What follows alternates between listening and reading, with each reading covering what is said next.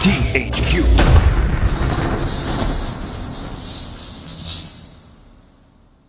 THQ, like most companies I talk about, released video games for the Nintendo Entertainment System, Super Nintendo, Game Boy, Sega Genesis, and they would carry on releasing games for new systems such as Nintendo's handheld devices and the Sony PlayStation. You've probably even seen their names on such hits as Saints Row, Darksiders, and the Jeopardy and Wheel of Fortune games, which seem to release for every console on the market. What's probably going to shock you most of all about THQ is who founded the company. Well, that was LJN co-founder Jack Friedman. Jack understood branding and licensing better than anyone else in the world. He would have Brooke Shields and E.T. I think he was the first one to license E.T. and he saw it right away. So I think of E.T., Michael Jackson. Jack was the first American licensee of Nintendo. WWF Wrestling. You go to Knight Rider, Mr. T. Jack's background was licensing. That's what he knew. He was one of the entrepreneurs that started the licensing industry. He was a kid at heart, loved toys. So he changed the toy business a lot. The industry was thinking, who is this guy? LJN had a history of releasing some of the worst games ever on the Nintendo Entertainment System and some other consoles. However, THQ didn't start in the video game industry. They were initially created as a toy company, hence the name THQ or Toy Headquarters. Their toy line definitely left something to be desired, and I honestly can't say I owned any of them as a child. They had toys for Fox's Peter Pan and the Pirates, which was a cartoon and an NES game. They also had a Home Alone figurine of Kevin McAllister who could scream similar to the movie. Again, they would also release a video game for the NES and Super Nintendo. Maybe the craziest toy of all was the Vanilla Ice doll that the company paid $150,000 to license in 1991. However, with all that said, we're here to talk about video games, so how did THQ get into the video game industry? They would acquire a division of Broderbund in September 1990 and release their first video game, Fox's Peter Pan and the Pirates for the NES in 1991.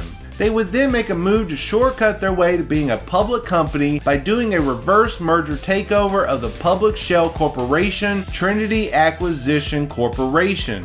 The deal was made using a stock swap valued at $33 million, with THQ becoming a shareholder owning 51.7% of the new entity. They would then retain the THQ name and Jack Friedman would be named the president. As much as THQ was a toy company and a video game company, they were also a professional acquisition company, buying up more subsidiaries than I've probably ever seen. Of course, this is how they would go on to become the largest video game publisher in the world. Their first subsidiary was Black Pearl Software, headquartered in Chicago. They would acquire them in June of 1993. From 1992 to 1994, while the video game industry was switching from 8-bit systems to 16-bit systems, THQ would begin to struggle, going from a revenue of $50 million in 1992 to only $13 million in 1994. They would then make a decision in 1994 to completely withdraw from the toy business. It's kind of sad because how awesome was that Vanilla Ice doll? Since their start into the video game industry, they would release a good amount of video games such as Where's Waldo, Home Alone, Attack of the Killer Tomatoes, which isn't that bad of a game, Pit Fighter, which is a horrible game, and a few other video games that basically required licensing of already existing IPs. In 1995, the founder Jack Friedman would leave the company to co-found a new toy company called Jakks Pacific. Brian Farrell would then take over as the CEO of THQ.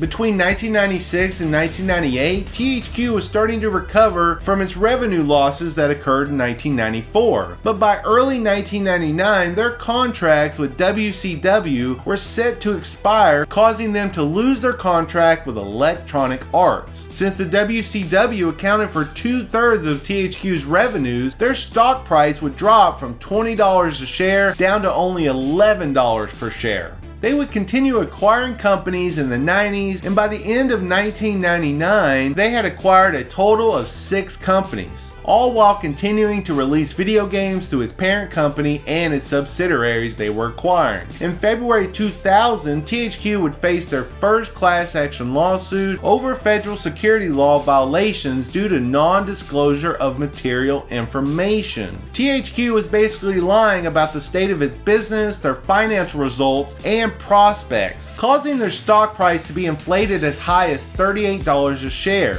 In late 1999, they would claim their WWF video game for the Nintendo 64 was a #1 seller. This also contributed to the $38 share increase. However, on February 10, 2000, TheStreet.com revealed that THQ had selectively disclosed that its first half results would be worse than previously represented, and that many of their titles did not sell well in the previous quarter. Basically, THQ artificially inflated their third quarter results for 1999. Once this information was released, THQ's stock price declined to as low as $17 a share. 8 individuals would take advantage of the increased stock price and sell off their combined 522,912 shares for a total of over $14 million. Brian Farrell, who was the CEO of THQ, was on this list and would pocket alone over $4.5 million based on insider information. All this was very bad for the company, but they continued acquiring video game companies, and by September 2000 had 11 different studios across the globe. Even though the 90s were hard on THQ, by 2007 they would announce their revenue had reached over $1 billion.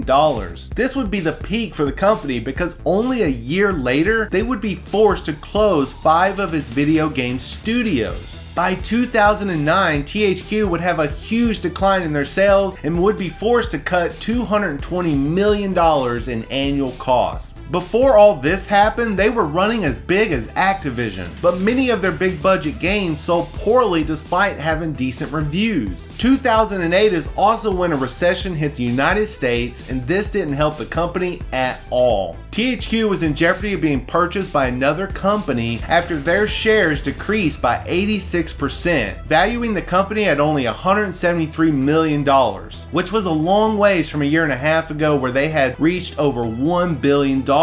They were also losing hold of its kids' games based on Nickelodeon TV shows and Pixar movies. In March 2009, they would sell off 2 of their independent companies and sell its big, huge game studio to 38 studios. I think the reason for their decline is because they weren't releasing any video game industry defining games. With loads of wrestling games, sports games, Rugrats, and MTV games, nothing really stood out. That's not to say they didn't have some good games on their list, but if you're a video game collector, you probably find the majority of THQ games on the under $5 shelf. By February 2010, THQ was still struggling and would announce a reshuffling of 2 of their studios and lay off around 60 employees. The same year, they would announce the U-Draw game tablet for the Nintendo Wii. This is where THQ would get themselves into another class action lawsuit over allegations that the company violated federal security laws. The lawsuit would allege that THQ knowingly made false and misleading statements when informing investors about the anticipated U-Draw device. While U-Draw would sell well in early 2011, THQ would overestimate the demand for the holiday season and lose over $30 million. THQ would end the product and lay off developers who worked on it.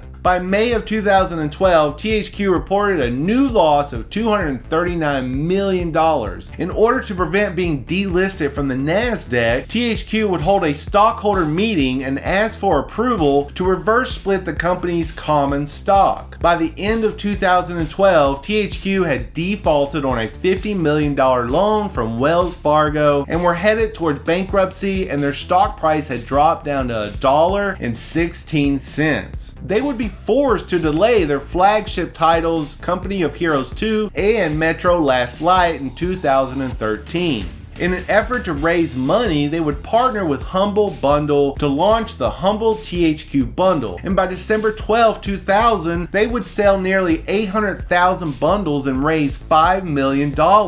However, only 7 days later, the company would be forced to file Chapter 11 bankruptcy with the intention of selling the company and all of its assets to Clear Lake Capital Group. A judge would ultimately deny the bid, and creditors would instead approve an auction of THQ's properties. THQ's game rights went all over the place, with Crytek acquiring the Homefront franchise, Sega acquired the Warhammer 40,000 series and the Evolve game, WWE series went to Take-Two Interactive, Ubisoft acquired the publishing rights to South Park: The Stick of Truth, and Violation obtained the publishing rights to the Metro franchise. On February 26, 2013, THQ would sell off its remaining properties, Darksiders, Homeworld, Red Faction, and Destroy All Humans, as well as its licensed and original properties in a court-approved auction. Nordic Games would purchase THQ's remaining franchises and licensed software. With THQ no longer being a company, Nordic Games would purchase their trademark in 2014 and 2 years later rename their company from Nordic Games to THQ Nordic. It was a long road for THQ with lots of acquisitions, tons of existing IP games, and 2 different class action lawsuits, but in the end they just couldn't survive. Thanks for joining me on what happened to THQ. If I missed any key information about the company you feel should have been included in the video, please post in the comments section below. If you enjoyed the video, please be sure to subscribe, click the notification bell, like the video, and follow me on social media. Thanks for watching, and I'll see you next time.